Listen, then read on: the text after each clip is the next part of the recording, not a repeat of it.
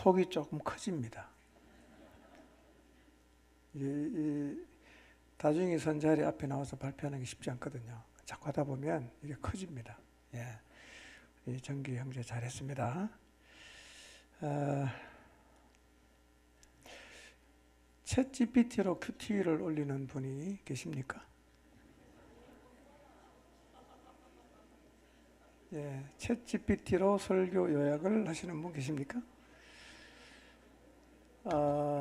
제가 가르쳐 드린 건가요? 근데 이제 어차피 시대가 그렇게 가니까요. 이제 이게 우리의 도전입니다. 예, 신앙생활을 챗 GPT로 할 수 있거든요. 큐티 물어보면 대답 잘합니다. 근데 그 정보는 엉터리도 꽤 많습니다. 그러니까 설교도 본문 하나 넣고 설교 준비 그럼 다 해줍니다. 목회자 굉장히 도전이죠. 제가 그렇게 하면 되겠어요? 안 되겠죠? 예. 여러분 큐티를 챗 GPT로 하면 되겠습니까? 안 되겠죠. 예, 왜냐하면 큐티는 발표하는 게 아니고요. 주님과 나와의 관계 그리고 신앙 고백이잖아요. 잘하든 못하든 내가 말씀을 묵상하면서 해야 되는데 이걸 갖다가 걔한테 물으면 걔는 굉장히 문장을 멋있게 해주지만 그건 아무 소용이 없어요. 예. 앞으로 이제 신앙생활을 해 나가면서 우리가 이런 부분에 굉장히 많이 이제 도전을 받을 텐데요. 여러분 주님과의 관계 속에서 순수한 큐티를 계속 유지하게 되시기를 바랍니다. 예. 설교 요약 내 정경제 잘 봤는데 이건 챗 GPT가 아니야. 예. 이거는 본인이 한 거거든요. 하나님이 어떤 걸 받으시겠어요? 여러분 요즘 입사할 때 뭐 자소서라는 게 있잖아요. 그 전부 컴퓨터 챗 GPT 물어보고 하는데요. 면접 보는 사람도 물어본답니다. 똑같은 거거든요. 예. 그래서 하여튼 신앙생활은 주님과 나와의 인격적 관계를 통해서 해야 된다는 거 꼭 기억하시고요. 그렇게 하고 싶어도 그걸 잘 극복하시기를 바랍니다. 예. 여러분 제가 챗 GPT로 설교하는 건 원하지 않죠? 그렇죠? 그럼 망하는 겁니다. 예. 이제 119가 얼마 이제 한 달 반 정도 남았는데요. 저는 우리가 하루하루를 하나님 앞에 의미 있게 사용하기를 바랍니다. 일단 마음을 딱 다잡으시고요. 힘을 낼 수 있는 자세를 가지시기를 바랍니다. 힘을 쓸 수 있는 자세를 가져야 됩니다. 무슨 말인지 한번 여러분 이해할 거예요. 힘을 쓸 수 없는 자세가 있거든요. 그런 자세에서는 아무것도 못합니다. 예, 버틸 수 있는 자세가 있잖아요. 쳐들어오면 같이 밀어붙일 수 있는 자세가 있거든요. 그런 자세를 우리가 갖는 게 굉장히 중요함을 기억해 주시면 좋겠습니다. 저도 내일부터 총회를 가지만 마음을 딱 다잡고 붙으면 안 밀릴 수 있는 그런 자세를 유지하도록 노력하겠습니다. 아침에 제가 두 가지 부탁했는데요. 하나는 뭐냐면 오순절 이후에 11명의 제자가 복음 전했을 때 3,000명 회개했죠. 그 사람들 다 인간적으로 생각해 보면 회개하기 어려운 사람들입니다. 어려운 사람이에요. 예, 불과 40일 전에 예수님을 십자가에 못 박으라고 소리쳤던 사람들도 그 안에 있단 말이에요. 그런데 그들이 다 완전 굴복하고 예수님을 그리스도로 주님으로 고백을 했거든요. 그 원인이 뭔가 보면 복음 전한 사람이 성령 충만을 입었다는 것입니다. 이게 굉장히 중요한 거예요. 여러분 가서 그냥 얘기하는 건 물론 필요하지만 우리가 정말 성령 충만을 입는 것은 훨씬 더 중요하다는 것을 꼭 기억해 주시기를 바라고요. 하여튼 주님 앞에 나가서 관계를 통해서 여러분의 삶 가운데 성령이 충만하고 성령의 지배를 받는 자리에 서기를 간절히 사모하시기를 바랍니다. 두 번째는 뭐하라 그랬죠? 성령께서 역사해 주시기를 갈망하십시오. 예. 우리 지금 이제 복음 들고 나가려는 사람 처음 가는 사람 아니잖아요. 몇 번 다 해본 사람들이고 벌써 우리의 마음속에 딱 생각해 보니까 힘들겠다라는 생각이 먼저 들지 않습니까? 그 사람이 어떤 사람인지 잘 아는데 뭐 오늘 이제 이번에 우리가 복음을 전한다고 갑자기 뭔가 달라질 것 같지는 않아 보여요. 그러나 이제 우리가 갈망할 수 있는 건 뭐냐면 주님이 우리 보고 하라고 했으니까 보내신 주님이 역사해 달라는 기도. 역사의 주시기를 정말 간절히 제가 갈망합니다라는 그분의 역사심에 대한 갈망을 갖는 것은 굉장히 중요합니다. 이 갈망이 생겨야 돼요. 갈망이 생겨야 됩니다. 개인적으로 짧은 간증을 하면요, 지난 여름 수련회 준비하면서요, 제 마음속에 생겼던 갈망이 뭐냐면 성령께서 역사해 주십시오라는 갈망이었어요. 이렇게 기도가 돼서 하나님, 제가 할 수 없습니다. 제가 최선을 다해서 말씀을 준비하겠지만 성령께서 역사해 주시지 않으면 아무 소용이 없다는 걸 제가 너무 잘 압니다. 모든 시간 속에 성령님 역사해 주십시오. 저절로 그런 기도가 나왔어요. 간절히 기도했어요. 모든 시간 성령께서 저는 은혜를 주셨다고 생각하는데요. 특히 토요일 복음 시간에 저는 우리 가운데 일하시는 성령님의 일하심을 봤어요. 한 40여 명이 복음을 받아들이고 결단했는데요. 복음 신방을 해보니까 전부 진짜 다 예수님 믿었어요. 그냥 허투루 나간 사람이 없어요. 정말 복음 앞에 확실하게 반응을 한 것으로 확인이 됐습니다. 제가 돌아봤어요. 그날 제가 전한 복음이 특별했는가? 그렇지 않아요. 늘 하던 얘기를 했어요. 근데 왜 늘 하던 얘기를 들었는데 40명 되는 사람이 복음 앞에 굴복하는 일이 일어났을까요? 저는 그게 성령의 역사라고 믿습니다. 이를 경험하면서 제가 다시 배운 게 있어요. 그것은 하나님의 역사는 우리가 잘해서 되는 게 아니라는 거예요. 우리가 탁월하기 때문에 이루어지는 거 아니에요. 언제 나타났냐? 성령께서 역사하셔야 하나님 역사는 이루어진다는 사실.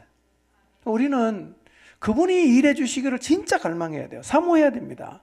그분이 안 해주시면요, 아무리 해도 안 돼요. 그분이 해주시면요, 생각해보면 내가 별로 한 게 없는 것 같은데, 되는 경험을 우리가 반드시 하게 될 겁니다. 여러분이 기도하는 그 영혼을 하나님 기억하시고, 그날 혹은 여러분이 만나는 그 순간에 성령께서 역사하셔서 그가 복음 앞에 굴복되게 해달라고 간절하게 기도하시기를 바랍니다. 갈망하는 마음이 생기면 뭘 하든 괜찮습니다. 금식을 해도 괜찮고 뭘 해도 괜찮아요. 작전 기도해도 괜찮고, 하여튼 갈망하고 사모하는 마음으로 주님 앞에 나가서 간절하게 기도하시기를 바랍니다. 성령의 역사가 강하면 뭐도 강할까요? 사단의 역사도 강합니다. 사단의 역사도 강해요. 우리가 가만히 있으면 사단도 가만히 있어요. 우리가 막 그냥 복음을 들고 세상을 향해 달려가면요, 그것도 엄청나게 방해하겠죠. 여러분 정신 바짝 차리고 믿음의 방패를 가지시기 바랍니다. 이번에 성지순례하면서 고린도 지역을 갔는데요, 거기 보면 그 믿음의 방패에 대한 그 조각 같은 게 있던데요, 믿음의 방패가 이런 거였어요. 손으로 들고 있는 게 아니고요, 믿음의 방패가 이 팔뚝에 끼웁니다, 이게. 그러니까 이 믿음의 방패하고 내 몸이 한 덩어리예요. 이 믿음의 방패는요, 여기 고리를 딱 끼워서 방패가 있잖아요. 이걸로 확 치면 이게 공격이에요. 방어만 하는 게 아니라 확 치면 공격도 되는 거예요. 그러니까 우리가 이 영적 전쟁에서 이기려고 하면 믿음하고 우리가 하나가 되어야 됩니다. 우리 안에 진짜 믿음이 있어야 돼요. 그러면 이 방패를 가지고도 사탄아 물러치면요, 사단이 다 도망가게 되어 있습니다. 믿음은 막는 것만 하는 게 아니고요, 공격도 하는 거예요. 저는 우리 모두가 믿음으로 완전하게 무장되시기를 바랍니다. 믿음으로 무장해서 성령님 갈망하며 기도하며 계속 나가보십시오. 누가 할까요? 그분이 하십니다. 그분이 하셔야 돼요. 저는 잘 못합니다. 주님 해주십시오. 이런 간절한 기도를 하나님 앞에 드리시기를 바랍니다. 그 기도가 쌓일 때 성령께서 일하실 것이고, 성령이 일하실 때 우리는 이건 진짜 기적이다 라고 고백하는 사건을 경험하게 될 것입니다. 오늘 빌립보서 3장에서 사도 바울은 주 안에서 항상 기뻐하라고 했습니다. 어떻게 항상 기뻐할 수 있죠? 여러분, 기쁨은요, 오늘 진리를 따라 살아가면 기뻐할 수 있는 겁니다. 우리의 삶을 주님이 다 보시고 부활의 그날 하나님이 다 갚아주시는데요. 가장 기뻐해야 될 게 뭐냐면 오늘 내가 주의 말씀을 따라 살았다. 이게 가장 기쁜 거예요. 근데 오늘 주의 말씀을 따라 살다가 겪는 일은 다를 수 있어요. 그러나 어떤 일을 겪든 그건 상관이 없어요. 주의 말씀을 따라 살았다. 이렇게 고백할 수 있다면 여러분 잠자리에 들 때 정말 기뻐하면서 잠자리에 드시길 바랍니다. 잘 산 거예요. 예, 바르게 살아가는 것, 이것이 기쁨이 된다는 사실을 꼭 기억하시고 이번 한 주도 매일매일을 하나님 말씀을 따라 잘 사시기를 바랍니다. 바울은 빌립보 성도들의 안전을 위해서 잔소리 많이 했죠. 같은 말을 계속 반복했는데요. 여러분 반복하는 것을 너무 부정적으로 생각하지 마시고요. 또 여러분이 누군가를 개인적으로 돕고 세우려고 할 때 똑같은 말을 반복하는 것을 부담스러워하지 마십시오. 반복이 굉장히 필요하고 중요한 거고 사실은 어쩌면 그것이 그가 믿음 안에 가장 안전하게 거할 수 있도록 돕는 방법이 된다는 사실을 잊지 마시기를 바랍니다. 세 가지 삼가라 그랬죠? 기억나십니까? 첫째 뭐죠? 개들, 그 다음에 행하가는 자, 그 다음에 몸을 상해하는 일을 삼가라 말씀했어요. 이걸 한마디로 그냥 퉁쳐서 얘기하려면 이런 거예요. 거짓 선생, 거짓 복음을 주의하라 그런 얘기죠. 바울은 한 곳에 머물러 있을 수가 없었잖아요. 여기 있다가 또 고린도 갔다가 데살로니가 갔다가 뭐 베레아 갔다가 그 다음에 뭐 아가야 갔다가 계속 이렇게 옮겨 다니지 않습니까? 그럼 가서 지도자를 세우고 교회를 세워놓고 또 다른 데로 간단 말이에요. 늘 걱정이 되겠죠? 근데 가장 걱정한 게 뭡니까? 거짓 복음이었단 말이에요. 거짓 교사. 이게 늘 바울의 마음을 눌리게 만들고 염려하게 만들었어요. 왜냐하면 유대 극단주의자들이요, 바울이 세운 교회를 따라다니면서 가서 계속해서 이 혼합된 복음을 전하니까 거기에 대해서 바울이 굉장히 민감해 있었어요. 그래서 사실은 빌립보 교회에서 뭐라고 얘기합니까? 개라 그러잖아. 개들을 삼가라. 예, 그만큼 바울이 거짓 교사에 대해서 민감했다는 거예요. 여러분 신앙이 어릴 때는 잘 모르지 않습니까? 여러분이 들어보고 판단하겠다 그러지 마시고요. 예, 여러분의 지도자의 말을 듣는 게 제일 안전하다는 사실을 잊지 마시기를 바랍니다. 내가 알아서 판단하겠다고 해서 미혹에 넘어간 사람들이 굉장히 많아요. 예, 나 시간 말씀드렸지만 사람의 영혼을 뒤흔드는 데 걸리는 시간이 별로 길지 않습니다. 2-3시간이면 완전히 흔들 수도 있어요. 예. 그래서 여러분을 사랑하고 여러분을 안전한 곳으로 이끌어 가려는 여러분의 목자의 말을 잘 들으시기 바랍니다. 이 말의 의미를 이해하려고 하면 바울이 디모데와 에바브로디도를 빌립보 교회에 보내면서 이 사람들의 말을 들으라고 했던 그 바울의 심정을 헤아려 보시면 돼요. 예. 굉장히 바울은 조바심이 많은 거예요. 엉뚱한 사람 와서 이상한 복음 가르쳐갖고 또 교회를 흩트리거나 망가뜨릴까 너무너무 염려가 되니까 항상 누굴 보냅니까? 자기가 믿을 만한 사람을 보내는 거예요. 예, 고린도 교회 보내고 에베소 교회 보내고 골로새 교회 보내고 다 보내는 거예요. 그래서 거짓 교사들 때문에 흔들리는 사람의 믿음을 다시 다잡아주는 일을, 그 일이 사실은 바울에게 있어서 굉장히 중요한 사역이었습니다. 여러분 신앙생활 하면서요, 이렇게 이제 교회 공동체 안에서 누구 말을 제일 잘 들어야 돼요? 목자 말을 제일 잘 들으십시오. 옆에 있는 사람을 자꾸 듣고 헷갈리지 마시고요. 여러분을 정말 믿음 안에서 안전하게 잘하게 가장 사명감을 갖고 돕는 사람이 누구겠어요? 목자들입니다. 목자 누가 보냈어요? 제가 믿을 만한 사람 보냈어요. 이건 다르게 표현하면 하나님 앞에 검증된 사람을 보냈기 때문에 딴 사람 얘기 듣지 마시고요, 보낸 사람 얘기를 여러분이 잘 들으셔야 여러분의 신앙이 흔들리지 않는다는 사실을 기억하시기 바랍니다. 여러분 교회 처음 나왔는데 아무것도 모르면서 내가 모든 사람 얘기 들어보고 판단하겠다, 이거 되게 웃기는 얘기입니다. 뭘 기본도 모르는데 어떻게 판단을 하겠어요? 예, 그러니까 이 바울의 심정을 여러분이 꼭 한번 헤아려 보시고요, 얼마나 조바심이 나고 얼마나 안타까우면 그 먼 길에 사람을 자꾸 보내잖아요. 이 사람 말만 들어라. 거짓 사도 말 듣지 말고 이 사람 말 들어라. 그런 얘기를 계속 한단 말이에요. 사실 저도 그런 얘기를 하고 싶어요. 여러분을 세우는 것이 하나님으로부터 받은 사명으로 인식하는 목자의 말을 여러분이 잘 따르시기를 바랍니다. 네. 언약 백성임을 확인하는 표가 뭐였어요? 구약에는 할례였어요. 언약 백성이다라는 표를 육지에 두는 거예요. 자, 그럼 신약에 와서 너는 내 백성이다라는 표를 하나님이 뭘로 두십니까? 성령을 주심으로 두는 거예요. 그럼 할례를 받을 필요 있습니까? 필요 없어요. 그래서 바울이 답답하니까 행악, 몸을 상해하는 자라고 설명할 때 할례라는 단어를 안 쓰고 단순하게 잘라낸다는 다른 표현을 쓴단 말이에요. 아무것도 아니라는 거죠. 본질을 잃어버린 의미 없는 행위가 우리 안에도 있을 수 있으니까요. 뭘 하든지 의미를 잘 생각해 보시고 본질을 추구하며 살아가시기를 바랍니다. 세 가지 부탁했죠. 첫째 뭐였어요? 성령으로 봉사해라.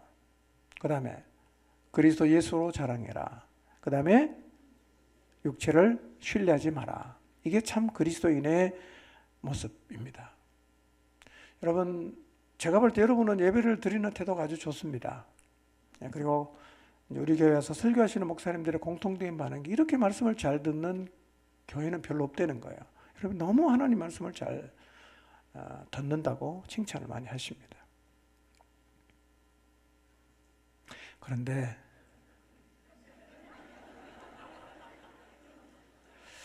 제가 예배를 위해서 기도를 많이 하는데요. 자, 1부를 위해서 기도를 많이 할까요? 2부를 위해서 기도를 많이 할까요? 2부를 위해서 기도 많이 합니다. 왜 그런지 아세요? 워낙 반응이 없기 때문에. 여러분 누군가한테 얘기하는데 딴 데 쳐다보고 있어 보세요. 말이 이어지는가? 말이 안 이어집니다. 안 듣는다고 생각하면서 말하는 게 굉장히 힘들어지거든요. 안 듣는 건 아닌데 반응이 없어. 그래서 왜 내가 2부 때 설교가 이렇게 힘드나 생각해 봤더니만요. 진짜 반응이 없는 거예요. 1부는 어떨까요? 훌륭합니다. 2부에 비해서. 여러분 하나님 말씀 들으면 좀 반응을 하시기 바랍니다. 네.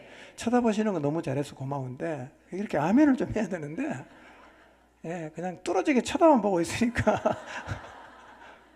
한번 뭐 맞나 한번 내가 확인해 보겠다 이런 태도로 앉아 있으면요 사실은 누가 설교해도 힘들어요. 뭘로 예배해야 됩니까? 성령으로 예배해야 되잖아요.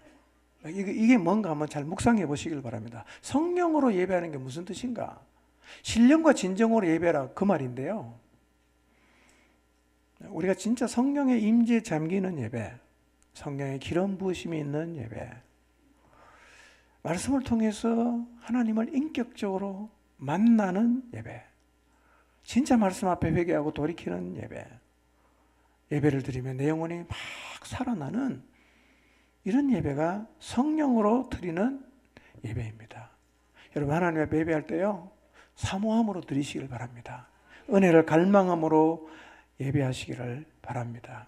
그리고 성령으로 봉사하라 그랬잖아요. 저는 성령으로 봉사하는 것은 에바브로디도처럼 하는 거라고 생각합니다. 에바브로디도 뭐 했습니까? 빌립보에서 직선거리 한 900km 되는 로마의 감옥이 와서 바울의 옥바라지를 하다가 죽을 병 걸렸잖아요. 죽을 뻔했어요. 이 말은 갑자기 죽을 뻔한 게 아니라 시름시름 앓다가 죽을 뻔했다는 거죠. 그러니까 그렇게 몸이 안 좋아도 계속해서 바울의 옥바라지를 열심히 하다가 이제는 그것을 할 수 없는 지경까지 갔다는 거죠. 그런데 바울은 그 에바브로디도가 자기를 옥바라지하다가 병들어 죽을 뻔한 에바브로디도가 뭘 때문에 목숨을 걸었다고 말합니까? 하나님의 일에 목숨을 걸었다 이렇게 말하는 거예요. 그리스도 예수의 일에 목숨을 걸었다 이렇게 말하는 거예요. 그러니까 우리가 주님을 위해서 목숨을 건다는 건 뭐냐면 꼭 전도하는 일 그런 것만 아니고요. 하나님이 여러분에게 주신 은사가 있을 거 아니에요. 그 은사를 있는 힘을 다해서 목숨 걸고 하면 누구 위해서 목숨 거는 겁니까? 그게 그리스도 예수를 위해서 목숨을 거는 거란 말이에요. 우리 각자가 하나님께 받은 은사가 다 있지 않겠어요? 그 일에 최선을 다하는 것, 이게 뭐냐? 이게 성령으로 봉사한다는 말이죠. 저는 우리가 참 그리스도인이어서 성령으로 예배하고 성령으로 봉사하고 성령으로 섬기게 되시기를 주님의 이름으로 축원합니다. 참 그리스도인은 두 번째로 뭐였어요? 그리스도 예수로 자랑하는 것. 사람마다 자랑거리 없는 사람은 없을 거예요. 장점, 약점이 다 있지 않습니까? 나 이거는 내가 좀 자신 있다. 이거는 내가 좀 자랑할 수 있다. 그런 게 있을 텐데요. 그런데 주님 앞에 깊이 있게 서보면 그런 자랑거리가 결코 자랑거리가 아니라는 사실을 깨닫게 된단 말이에요. 오늘 우리가 여기 서 있는 것은 뭐예요? 하나님 은혜입니다. 하나님 사랑이에요. 우리는 우리 자신을 잘 알잖아. 때로는 불순종하고 죄도 짓고 완고하고, 그 다음에 또 죄를 짓고 하나님 불신하고 하나님 안 믿어드리고 거기다가 약하고 악하고 미련하고, 때로는 보면 야, 나 같은 인간 하나님 안 받아주겠다 이런 생각이 들 때 있지 않습니까? 나 이제 하나님께 못 나간다 부끄러워 갖고. 하나님 진짜 우리를 내칩니까? 나는 도저히 양심에 찔려서 하나님께 못 나가겠는데 하나님은 나오지 마 이런 얘기를 안 하신단 말이에요. 마치 아무것도 모르는 듯이 나를 또 받아줘요. 나를 정죄하지 않는단 말이에요. 괜찮다 그래요. 다시 하면 된다고 말씀하십니다. 그래서 우리가 오늘 여기 서 있는 거 아니겠어요? 그래서 우리가 여기까지 온 거 아니겠습니까? 그러니까 자랑할 게 뭡니까? 하나님의 은혜예요. 하나님의 사랑이에요. 하나님의 용납입니다. 그것 외에는 사실은 우리가 자랑거리라고 하는 것이요, 자랑거리가 아니란 말이에요. 나를 받아주신 예수님, 나를 용납해 주신 예수님, 이분만 내가 자랑할 수 있겠다. 여러분, 세상에 예수님처럼 나를 용납해 주는 사람이 있습니까? 예수님처럼 나를 기다려 주는 사람이 있습니까? 예수님처럼 나를 받아주는 사람이 있습니까? 예수님처럼 나를 정죄하지 않는 사람이 있습니까? 없습니다, 여러분. 우리 내면에다 까발라지 우리는 얼굴 들고 못 살지 몰라요. 그러나 주님 그거 다 알잖아. 그래도요, 우리를 받아준단 말이에요. 오늘 내가 여기 서 있다, 여기까지 왔다. 뭐 때문에 왔어요? 주님 사랑 때문에 온 거죠. 뭘 자랑해야 됩니까? 그리스도 예수밖에 없단 말이에요. 예수님을 자랑하며 사시기를 바랍니다. 예.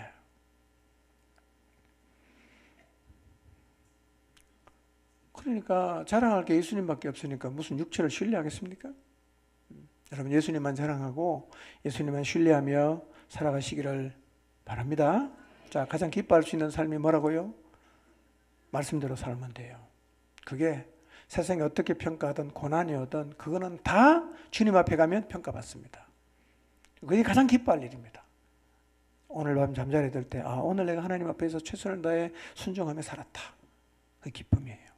그런 기쁨이 우리 모두에게 넘쳐나게 되기를 바랍니다. 또 하나, 거짓 교사가 많습니다. 그때만 그런 게 아니라 지금도 그래요. 이상한 신앙가인 사람 많아요. 누구 말 들어야 된다고? 검증된 사람 얘기를 들었어요. 검증된 사람, 교회에서 인정해 준 사람 얘기를 들어야 됩니다. 그게 가장 안전해요. 그래서 여러분의 신앙이 흔들리지 않는다는 사실을 꼭 기억하시기를 바랍니다. 예수님만 자랑하십시오. 육체를 신뢰하지 마십시오. 성령을 따라 행하는 그리스도인으로 살아가시기를 주님의 이름으로 축원합니다. 기도하겠습니다.